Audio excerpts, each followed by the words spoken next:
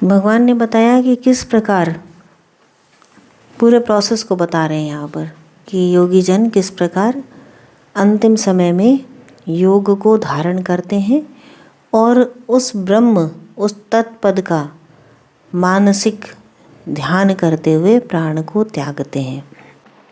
तो सबसे पहले क्या, सर्व द्वाराणि संयम्य, सभी द्वारों को बंद करके, संयमित करके। अब द्वार क्या है, शरीर रूपी पुर में उन्होंने 9 द्वार बताए हैं। तो ये द्वार वो हैं इंद्रियों के गोलक, जिनसे इंद्रियों को हम जैसे आँखों के द्वारा हम बाहर देखते हैं और वो प्रकाश रूप में पिक्चर इमेज हमारे अंदर जाके बनती है, तो उसको हम ग्रहण करते हैं। और कानों के द्वारा हम बाहर के विषयों को सुनते हैं। इसी तरह नासिका के द्वारा हम सूंघते हैं, टेस्ट करते हैं, त्वचा के द्वारा उसको स्पर्श करते हैं। तो 5 ये होते हैं, 5 ज्ञानेंद्रियाँ और 5 ही कर्मेंद्रियाँ होती हैं। इन सभी को रोक करके मन को अंदर संयमित किया। तो पहले प्रत्याहारा किया कि सभी इंद्रियों से जो विषयों का दोहन किया जा रहा है, भोग विलास किया जा रहा है, इसको रोका। इंद्रियां बाहर के विषयों को ग्रहण नहीं कर रही, तो समस्त द्वारों को अर्थात विषयों की उपलब्धि के द्वार रूप जो समस्त इंद्रिय गोलक हैं उन सब का संयम करके फिर उसके बाद क्या, मन को हृदय देश में स्थापित किया। संयम्य मनोहृदय निरुद्ध च, मन को हृदय में निरुद्ध किया। हृदय क्या है, नाभि और कंठ के बीच का स्थान, जिसे हृदय कमल कहा गया। यहाँ पर हृदय को निरुद्ध करने से, मन को निरुद्ध करने से मन वहीं रुक जाता है, क्योंकि मन का स्वरूप यहाँ पर है। यहाँ पर कौन है, भगवान कहते हैं ना, ईश्वर सर्वभूतानां हृदयेश अर्जुन तिष्ठति।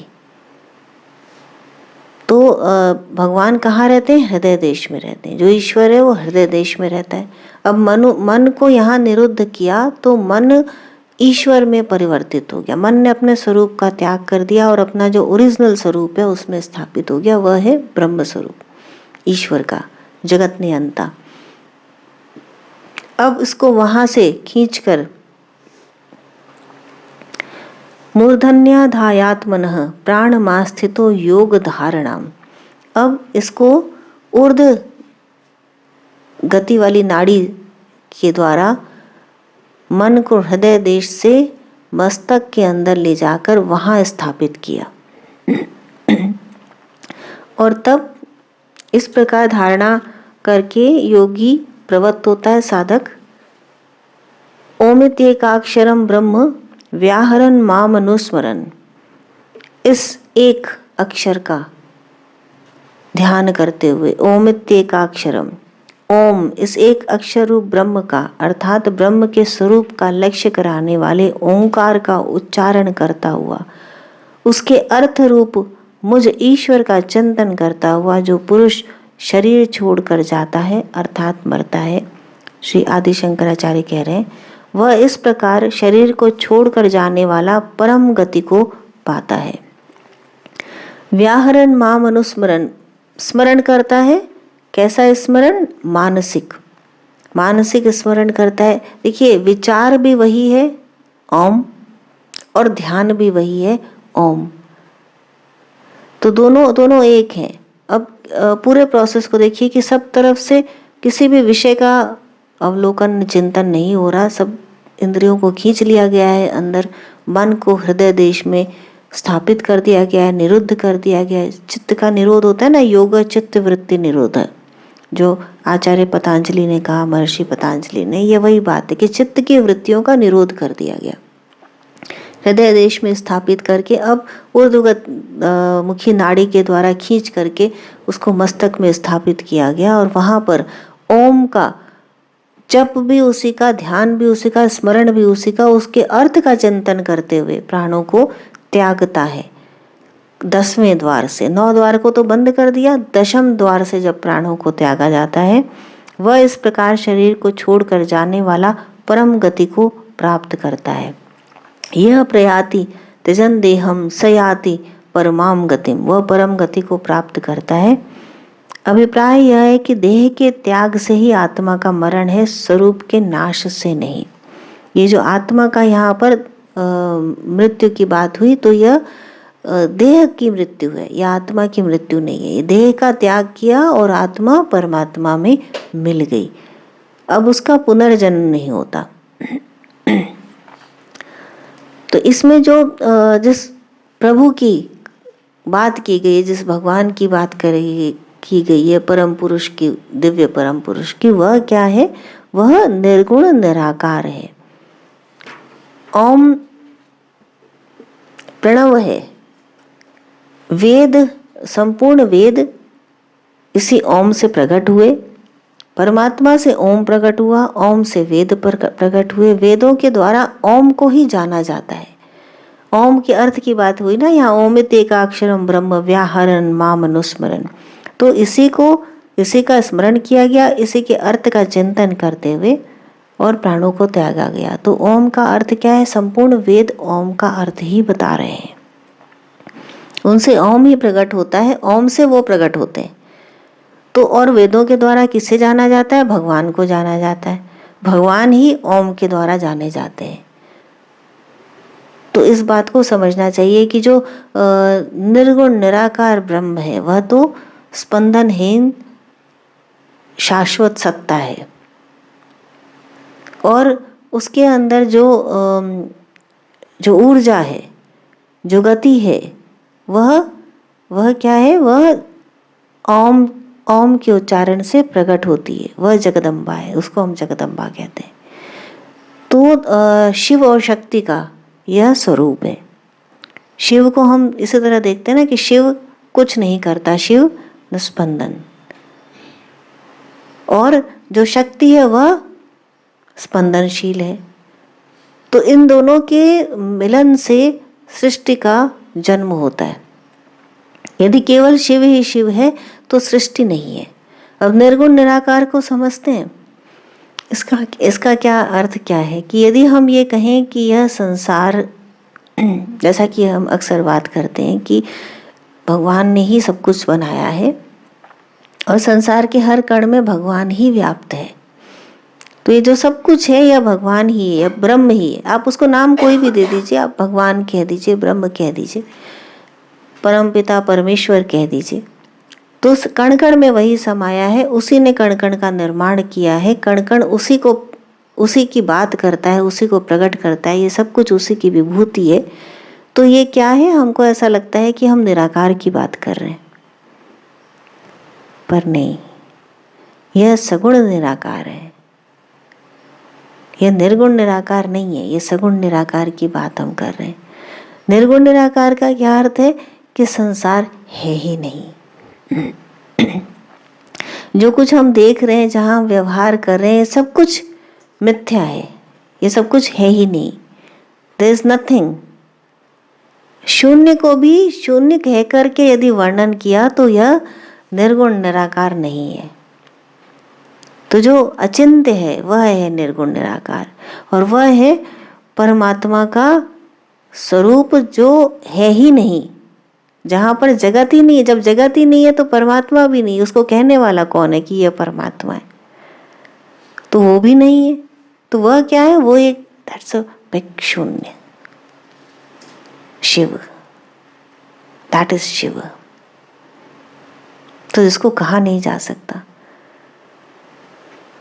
कि अभी हम मौन साधना करने जा रहे हैं,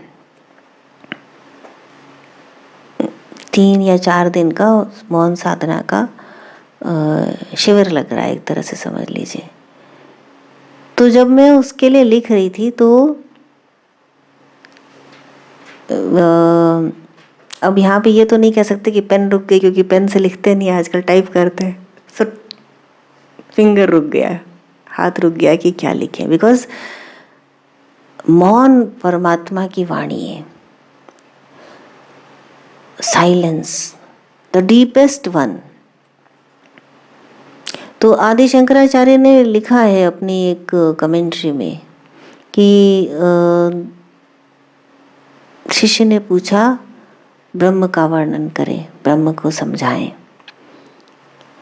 गुरु चुप रहे, उसने पुनः पूछा, गुरु पुनः चुप रहे। उसने तीसरी बार पूछा, गुरु चुप रहे। और तब उसने पुनः पूछा, तब गुरु ने कहा, मैंने तुम्हें 3 बार समझाया, तुमको समझ नहीं आया, क्योंकि मौन थे, शांत। दैट इज ब्रह्म।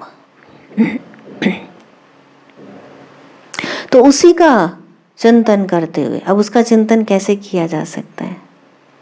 तो कुछ नहीं, when there is nothing, सब कुछ अंदर खींच लिया, सब कुछ अंदर समा गया, और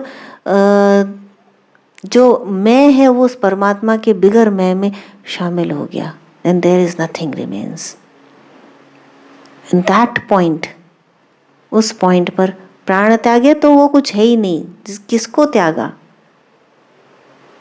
जब कुछ है ही नहीं तो किसको त्यागा, और किसने त्यागा, और किससे मिलना है? then there is nothing.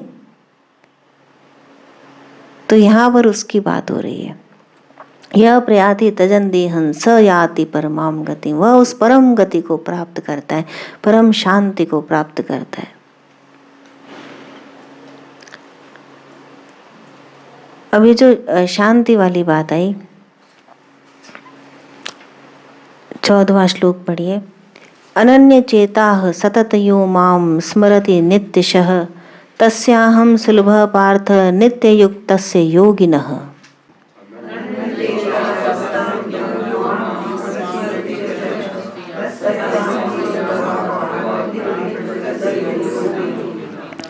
मामुपेत्य पुनर्जन्म दुःखालयं शाश्वतं नाप्नुवन्ति महात्मानः संसिद्धिं परमां गताः।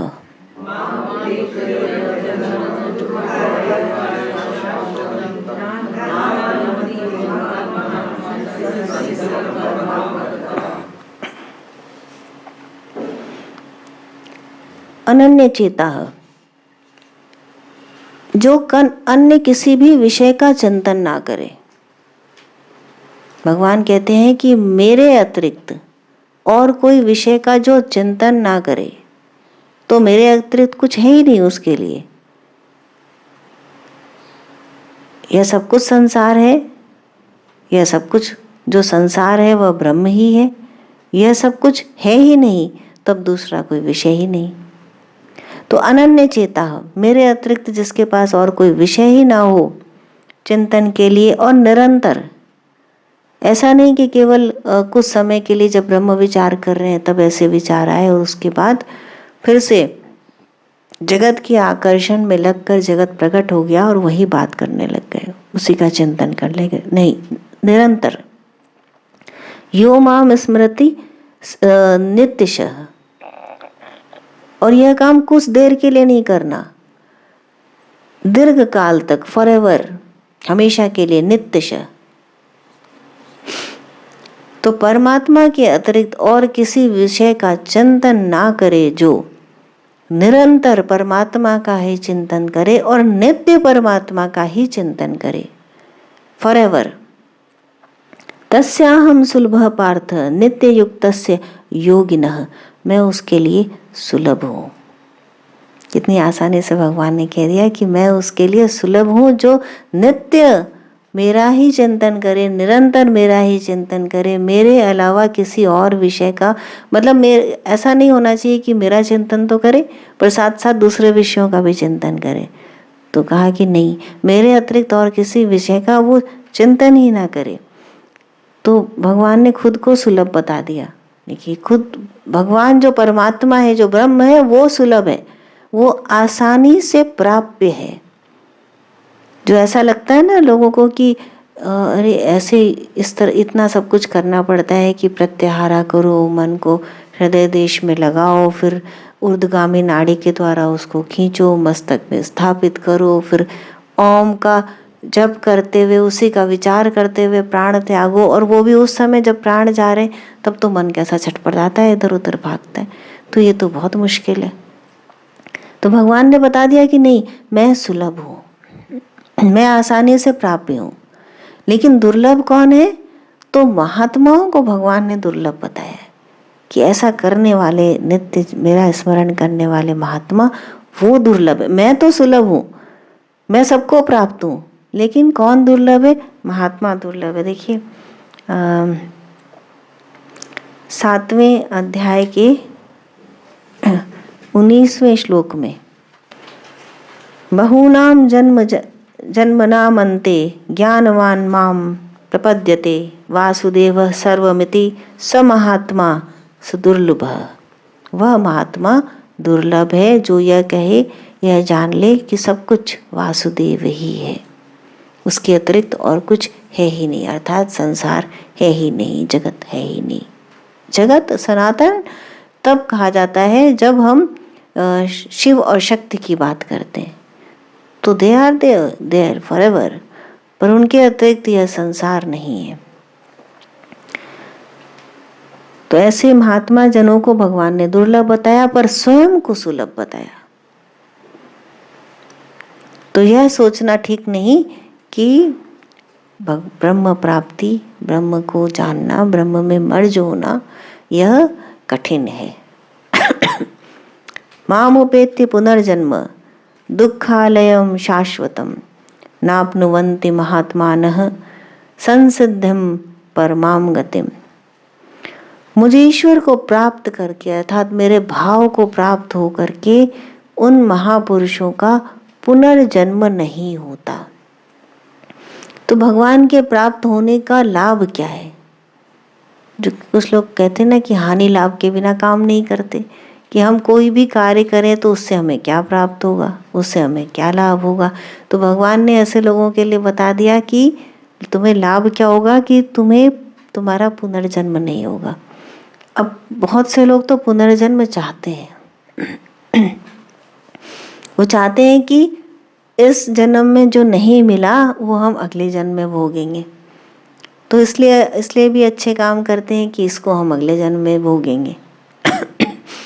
ये नहीं प्राप्त हुआ तो ऐसा ऐसा करो। कुछ पंडितगण भी, ज्ञानवान लोग भी बताते हैं कि ऐसा करो तो तुम्हारा अगला जन्म बढ़िया हो जाएगा। तो कई तरह के विधि विधान भी होते हैं, कई तरह की परंपराएं भी होती हैं, अगले जन्म के लिए किया जाता है। तो भगवान कह रहे हैं कि जिस पुनर्जन्म के लिए तुम प्रयास कर रहे हो कि अच्छा हो जाएगा, वह क्या है तुम जानते हो? दुःखालयम अशाश्वतम। एक तो वो दुखों का घर है। तो जन्म कोई भी हो, ये वाला जन्म है या अगला वाला जन्म है, वह दुख के अतिरिक्त और कुछ नहीं है, दुःखालय है। और ऐसा दुख का घर है कि जो शाश्वत भी नहीं है, जो नित्य भी नहीं है। तो उस अनित्य को प्राप्त करने के लिए, क्योंकि वो नित्य नहीं है तो फिर वो खत्म हो जाएगा। जिसके लिए तुम इतना आयोजन कर रहे हो, इतनी मेहनत कर रहे हो, वो फिर खत्म हो जाएगा और वो पुनः फिर तुम्हें उतना ही प्रयास करना पड़ेगा आगे का निर्माण करने के लिए। तो वह दुःखालय है, दुखों का घर है और अशाश्वत है, अनित्य है। तो ऐसे पुनर्जन्म को क्या तुम प्राप्त करना चाहोगे? नहीं, कोई भी नहीं प्राप्त करना चाहेगा। तो भगवान कहते हैं कि मेरे पास आकर के तुम्हारा पुनर्जन्म नहीं होगा। नाप्नुवन्ति महात्मानः संसिद्धिं परमां गतः। तीनों दुखों का नाश कर देता है भगवान का संसर्ग। और तीनों दुख कौन? आध्यात्मिक, आदिदैविक, आदि भौतिक, तीनों प्रकार के दुखों का नाश करने वाला होता है। और अब जो मुझको पा लिया जिसने, वह उस परम गति को जिसने पा लिया, वह परम शांति को जिसने पा लिया, वह पुनर्जन्म का बार बार आवागमन का शिकार नहीं बनता। तो इस प्रकार भगवान ने स्वयं को प्राप्त करने की विधि बताई। अब अनेक लोग लगे रहते हैं, अनेक गृहस्थ भी, अनेक योगी भी, सिद्ध भी प्रभु को प्राप्त करने के लिए निरंतर प्रयास करते रहते हैं, पर नहीं हो पाता। क्योंकि क्या कारण से? बेसिकली कारण होता है कर्मों का विधान, कि कर्मों की इतनी स्लिपरी जमीन है कि उसके ऊपर खड़े नहीं हो पाते, बार बार स्लिप करते रहते। तो जो कुछ भी हमने किया है उसी का तो हम उसी के ऊपर तो खड़ा होता है। नींव के ऊपर ही मकान खड़ा होता है, ठीक इसी तरह वो नींव जो हमारे कर्मों से बनती, तो उसको मिटाने के लिए बार बार नित्य नित्य प्रभु का स्मरण। अब जो हम सगुण निराकार और निर्गुण निराकार की बात कर रहे थे, तो ये प्रश्न उठता है कि हम किसका ध्यान करें फिर? हम निर्गुण निराकार का प्रयास करें या हम सगुण साकार का प्रयास करें या सगुण निराकार का प्रयास करें? तो जैसे आपके भाव हैं, जहाँ पर कोई भी साधक जहाँ खड़ा होता है वहीं से वह आगे बढ़ता है। एक बार एक बहुत ही सिद्ध गुरु थे, तो गीता की व्याख्या कर रहे थे। तो उन्होंने लिखा इसी प्रकार से कि भगवान को अनेक रूपों में पूजो तुम। भगवान कह रहे हैं कि मैं तुम्हें सब रूप में मिलूंगा। तब उनके शिष्य ने कहा कि ये क्या भगवान, आप तो हमें बताते हैं कि एक ही सत्ता है, एको हम द्वितीयो नास्ति। अभी आप बता रहे हैं कि सबको पूजो, सब रूप में मिलेंगे भगवान। तो उन्होंने कहा कि तुम मौन हो जाओ, ये जो मैं लिख रहा हूँ उसको मुझे लिखने दो। बहुत ही नोन उनकी गीता की व्याख्या है, लेकिन अभी मैं उनका नाम नहीं लूँगी। तो उन्होंने कहा, अपने शिष्य को चुप कर दिया कि नहीं, क्योंकि ये जो मैं व्याख्या लिख रहा हूँ ये जन साधारण में जानी है, और जन साधारण को वहीं से उठाना है जहाँ पर वो है। तो भगवान ने कहा ना, पत्रम पुष्पम फलम तोयम यो में भक्त्या। तो जो भक्त मेरे चढ़ाते हैं मुझ पे, वो सब मुझ तक आता है, और जो जिन देवी देवताओं को चढ़ाते हैं तो मुझ तक आता है। तो अभी तो क्या विचार है कि अलग अलग देवी देवता हैं, और हमारी अलग अलग परंपराएं हैं, हमारे अलग अलग शरीर हैं, हम अपने अपने हाथों से उसको चढ़ा रहे हैं। तो ऐसी स्थिति में निर्गुण निराकार का कैसे संधान हो सकता है?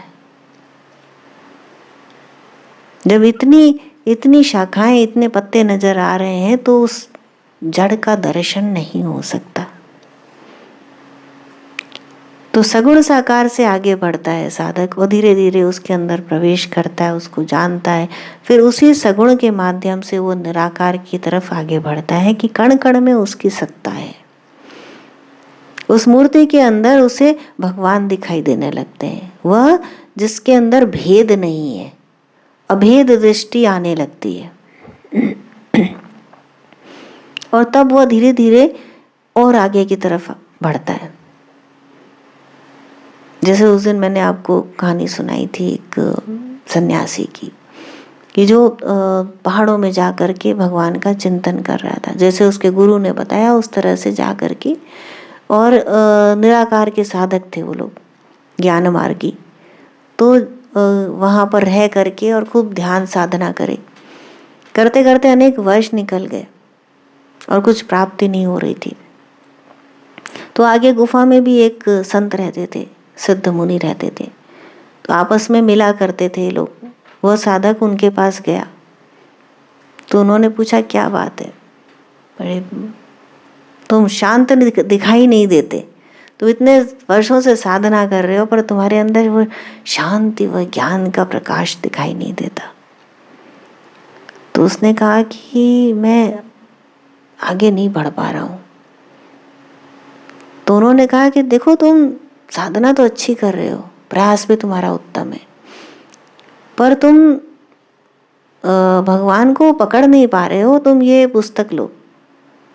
तो विष्णु सहस्त्र नाम की पुस्तक उसको दी। अब वो उसको उनके कहने से उसको जप करने लगा, ध्यान करने लगा। अब विष्णु सहस्त्र नाम की पुस्तक हाथ में आई तो भगवान का एक सगुण रूप सामने आ गया उसके। तो रात को वहाँ भागीरथी नदी के किनारे बैठा और जप करे, अंदर ही अंदर उसके जप चले भगवान का नाम। अब भागीरथी नदी का नित्य निरंतर कल कल कल कल वो स्वर, वो तेज स्वर होता है वहाँ पर। उस स्वर के साथ रात भर चिंतन, निरंतर चिंतन करता रहा। भगवान के नाम का, भगवान का ध्यान का। तो रस प्रकट हो गया, जो मिसिंग तत्व था वह प्रकट हो गया और ऐसी चमक करके उसकी आभा निखरी, रस फूटा अंदर से, दिव्य प्रेम आ गया अंदर, आनंद आ गया। तो भगवान क्या है? सत चित आनंद, आनंद स्वरूप मिसिंग हो गया था उसके साधना में से। सत एग्जिस्टेंस, जो ओम है वो हमको क्या बताता है? ओम हमको यही बताता है, स्थूल सूक्ष्म जागृत स्वरूप में ओम, 3 मात्रा का ओम, सत चित आनंद। तो भगवान का सत स्वरूप है, that is this, that he is there everywhere. ये जो भी कुछ है वह है, अस्तित्व, द इटर्नल ट्रूथ, सत, ये एक भगवान का नाम है सत। चित, जो चेतना है, जो एवर शाइनिंग, जो सब कुछ जो है उसको जो प्रकाशमान कर रही है, वह चेतना, विच इज देयर ऑलवेज, चित स्वरूप भगवान, एवर शाइनिंग भगवान का जो तेज स्वरूप है वह चेतना। और आनंद, द ब्लिसफुल स्टेट, भगवान जो है, ब्रह्म है, वह परम आनंद है, उसमें वियोग नहीं है, उसमें शोक नहीं है, किसी भी प्रकार की उसमें कालिमा नहीं है। तो सच्चित आनंद स्वरूप भगवान प्रकट हो गए। तो सगुण निराकार से उसने प्रवेश कर लिया निर्गुण निराकार में, क्योंकि अंतिम ज्ञान स्वरूप तो भगवान है ही, प्रकाश स्वरूप है, ज्ञान स्वरूप है, निराकार पर ब्रह्म। कबीर का एक बहुत सुंदर भजन है, राम निरंजन न्यारा रे, राम निरंजन न्यारा रे। तो राम निरंजन किसको कहा? जो राम है वह निरंजन है। निरंजन क्या है? जो अंजन से रहित है, जो ब्रह्म है, जो किसी भी प्रकार की कालिमा से रहित है, वह राम है, वह निरंजन है, वह न्यारा है, वो इस सब से न्यारा है। जो कुछ दिखाई देता है उस सब से न्यारा है। भगवान जो पर ब्रह्म है उसमें कुछ नहीं है, कोई भी कल्पना के परे। न्यारा मतलब आप कैसे भी कल्पना करें, कैसा भी आपका मन सोचे, कैसे भी आपकी बुद्धि उसको जानने का प्रयास करे, आपके अंदर चाहे जैसी श्रद्धा हो, फेथ हो, लेकिन इस सब से अलग है, वह न्यारा है, beyond imagination, beyond explanation. Ram Niranjan न्यारा रे। और इसके बाद वाली उनकी लाइन है, राम निरंजन न्यारा रे, अंजन सकल पसारा रे। जो सकल पसारा जो आपको दिखाई देता है, ये सर्वत्र जो जगत दिखाई देता है, वह माया का प्रसार है। अंजन सकल पसारा रे, माया का प्रसार यह जगत है। और जो राम निरंजन है वह इस सबसे न्यारा है, निर्गुण निराकार भगवान। तो ये जो भगवत गीता के कृष्ण है, ये वही है। अब जो सगुण साकार पर खड़ा है वो उनको उसी प्रकार देख रहा है कि महाभारत के एक कैरेक्टर हैं, और जो सगुण निराकार पर है उसको यह ज्ञान हो रहा है कि यह रथ के ऊपर सवार हैं, हमारे हृदय में स्थित हैं, भगवान है, जो अर्जुन को विषाद में जो बैठा है उसको उपदेश दे रहे, जगन नियंता है। और जो निर्गुण निराकार पे बैठा है वह जान रहा है राम निरंजन न्यारा रे, अंजन सकल पसारा रे।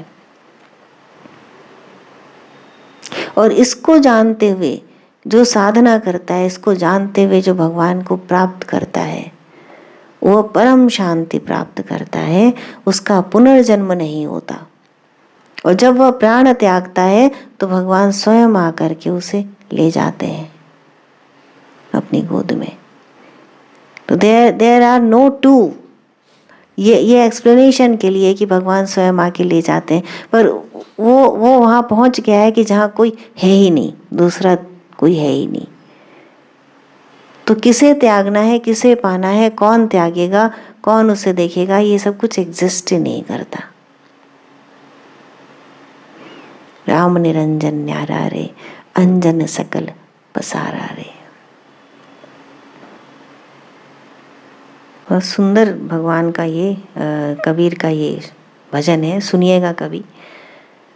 अंजन अंजन उत्पत्ति ओमकार, अंजन मांगे सब विस्तार।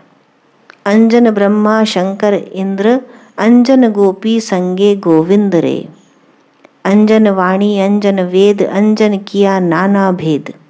अंजन विद्या पाठ पुराण, अंजन घोल तकित है ज्ञान।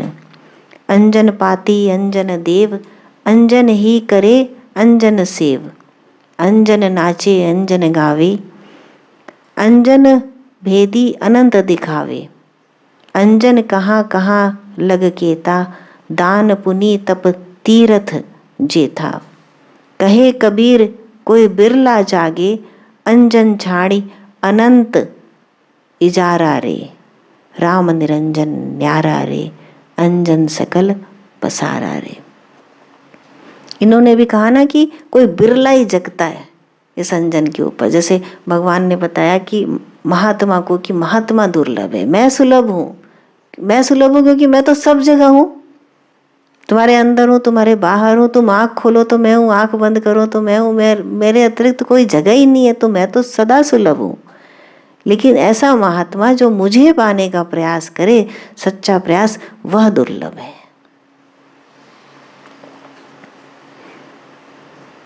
जय श्री कृष्ण।